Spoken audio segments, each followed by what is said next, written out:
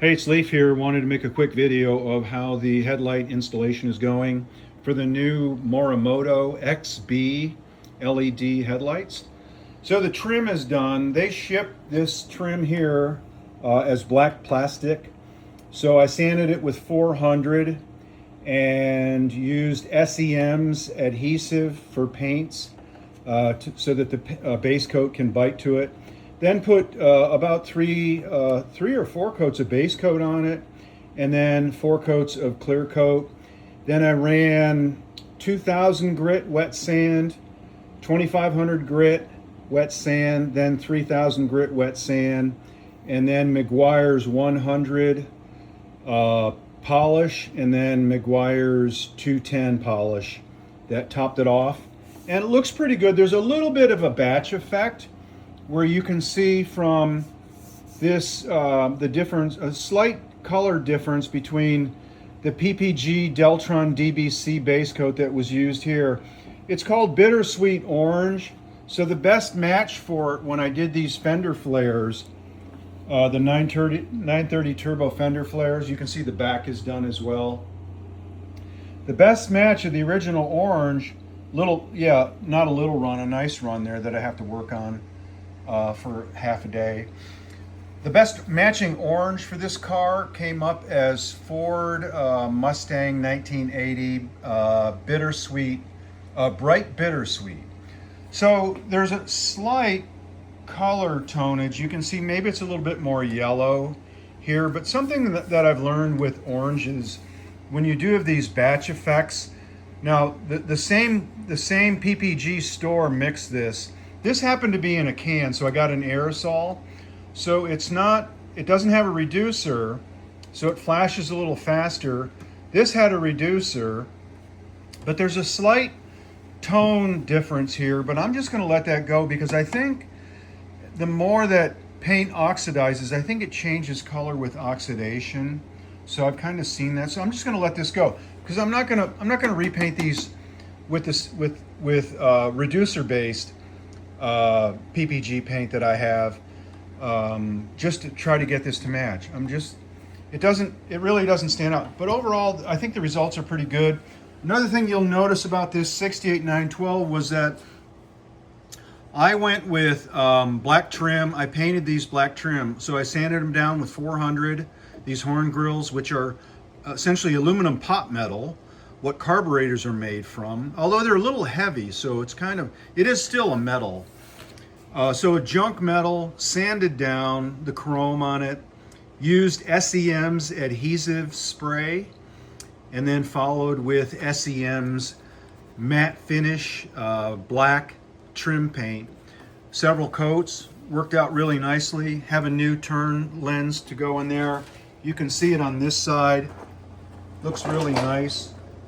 With the black, it makes the orange pop, and you can see the black horn grill here. Now, where I'm going with this is for these Morimoto LED installs, you have to the connector, the three spade connector for your on the Morimoto headlights will plug directly into this OEM connector, from the 60s for this 68912. So that's direct plug and play. But there's another wire for the daytime running lights, the DRLs, which in this lights actually has what looks like four LED lights in these. You can actually see them there. You can see one here and the other one over there. So it looks kind of like the 4 lights for Porsche. But this outer ring lights up. I got the 6,000 Kelvin, the bright white look. So it looks really nice. So I wired the daytime running lights to be on with key on power, which is typically the OEM setup for all cars now. Not just so they were on when the headlights, when the running lights were on, or the parking lights, or the headlights. So key on power will turn those DRLs on, and then what you have to do for that daytime running light from the Morimotos is you have to run a separate, very small 12 volt like 16 gauge positive wire only through into your bucket. So that this is, I have to bring key on power in here.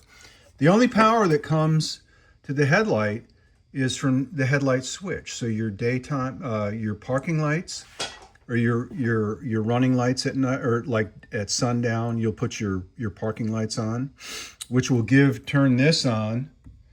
It'll turn this not turn signal. The turn signal's here that flashes, and in the rear, the reds will come on when you turn the running lights on. Then, since I want the daytime running lights on for key on power, I have to run a separate positive wire that has power during key on, because nothing here for OEM headlights is key on power. You have to have either the running lights on or the full headlights. So you run the DRL positive here through there.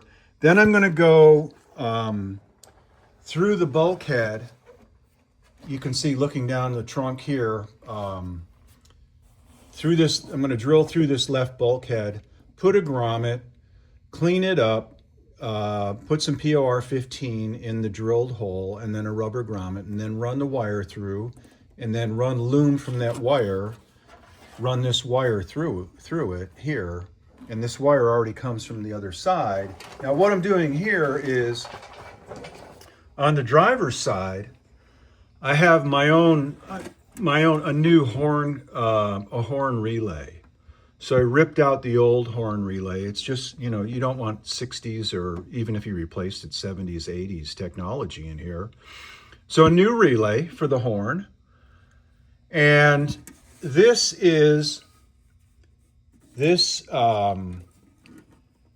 red wire here is the positive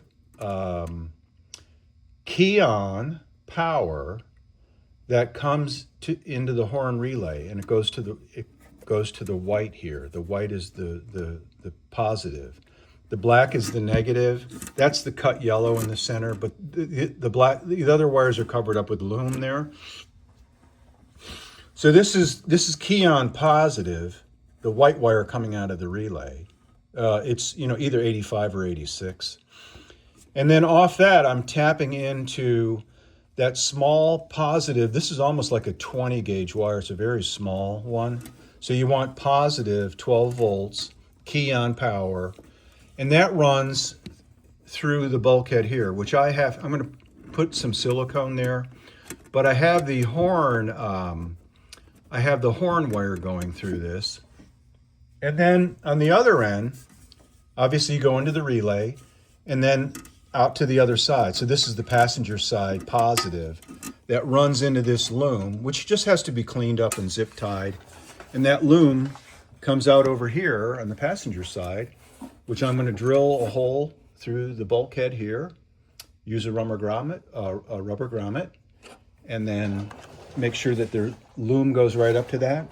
And then finally underneath the headlight here, which I don't know, I guess the brightness on this will pick up. So I will come out about, I'll drill out about probably here, come out maybe as high as possible, drill a hole here. It's going to be maybe 3/8 to accompany the grommet. And then I just need the smallest grommet to run that small wire through, coming out here through the bulkhead. And then it'll be covered with loom, and then go right up, and then I'll have a rubber grommet here, and then run the loom through this, and then finally up to the headlight. So this is the DRL positive wire. It's a very small wire that has the Morimoto daytime running lights, the ring that you'll see around when the DRLs are on, has a very low amperage or load on it. So you can tap into something like your horn or any type of key on power. The load is very low. It's 0.5 amps to run these DRLs. So, but they're LEDs. LED lights really don't draw a lot. So yeah, there you go. You do have to drill. You have to send a key on power wire if you want key on power. But if you suppose if you wanted, I wouldn't really tap into your headlight wire here when the headlight search down the positive and drive the DRLs that way. You could, but I just don't do that. I kind of do.